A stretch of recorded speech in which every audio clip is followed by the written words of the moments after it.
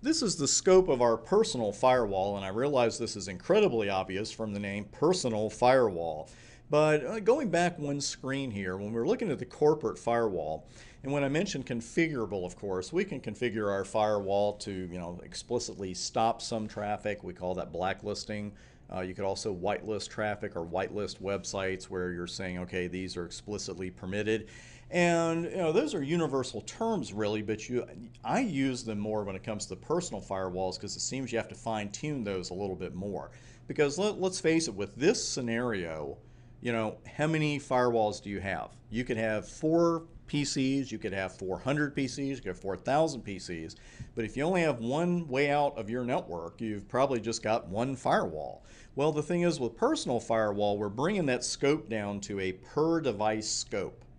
So you could, if you were so inclined, use 4,000 personal firewalls in a network with 4,000 hosts.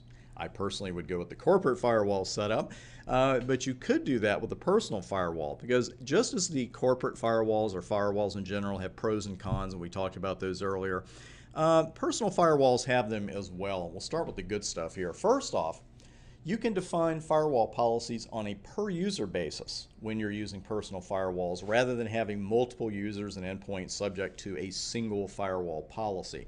Now the thing is, again, you can configure a corporate firewall to the point where this is probably not a huge reason you would bring in personal firewalls. Just to be blunt, you could do it with 4,000 users, but I don't think that you would. Now the reason that I really love a personal firewall, and I'm a corporation unto myself in a way, just a couple of us here, not 4,000 users, but the thing is, I love having a mobile job. Of course I record here in the studio, but I can write and create anywhere.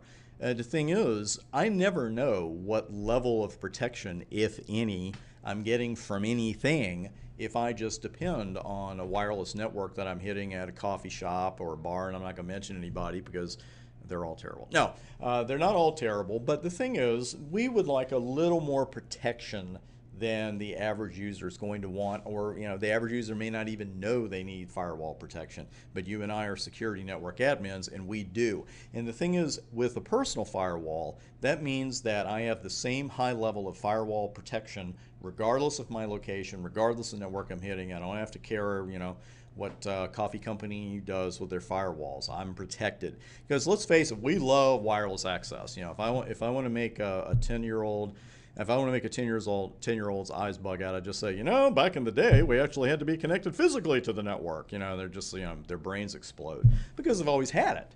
And that's the thing. I mean, I'm definitely not complaining about wireless access. It's gotten to the point where if you're somewhere where you don't have it, you're actually shocked. I have certain hotel chains that actually still charge for it. I'm not mentioning anybody, Embassy Suites, but when it comes to the airports, the coffee shops, the hotels, the barber shops, we've got internet access at all of these places. We got it at hotels, we got it at barber shops, at least I've heard. I haven't been in one in a while myself, but we have them in libraries, coffee shops, everywhere else.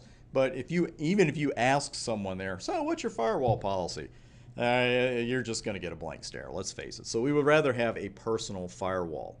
Now, regarding the second point as far as the pros go, and also with whitelisting and blacklisting here, and those are the terms we use, we can configure the firewall to prompt the user when non-approved site access is requested or a non-approved application is run. And here's the thing, and I want to say we all do it, maybe you don't, but I've done it before. Sometimes you get a message up on Windows or whatever you're working on, it's just like you just hit OK, or just barely glance at it because we get desensitized to messages and we don't read them every single time. And what can happen is the user may just click OK without considering the ramifications of what they just said OK to. It's really our job to do that, not necessarily theirs. Again, it's a really good idea to work with a user to explicitly approve or disapprove sites that the user visits regularly. And if you install a personal firewall on anything, it can be a laptop, PC, any phone, any mobile device, you know the deal if you've ever done that. At first, it's like, well, you can't go here. Well, this isn't approved, blah, blah, blah. And as you add your favorite websites and that kind of thing, you get fewer messages. So that's what we have to be aware of with personal firewalls. Now, something else we really got to watch out for. you gotta scan the device fully before you put a personal firewall on it. Because if there's already a malicious program on that phone or that PC or that laptop when the firewall is installed, well, you know it could happen, especially if your device is a bot. You know, especially if someone else has control of the device and you don't know.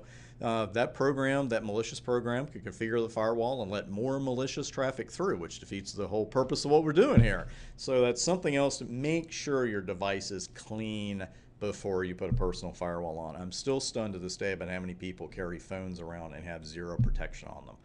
If that is you, I'm sorry to talk about you in front of you, but you really should look into getting some kind of protection. And again, it's just part of the deal when it comes to personal firewalls. Any kind of firewall, it's going to be the last time I say it on this video anyway.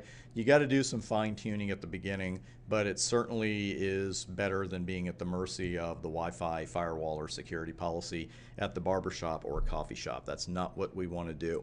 Now, I do want to share something from Wikipedia with you, and I've mentioned them a couple of times here, but they have a great comparison of software-based and hardware-based firewalls. So if you are one of those people that don't have protection on your phone, you might want to check this out.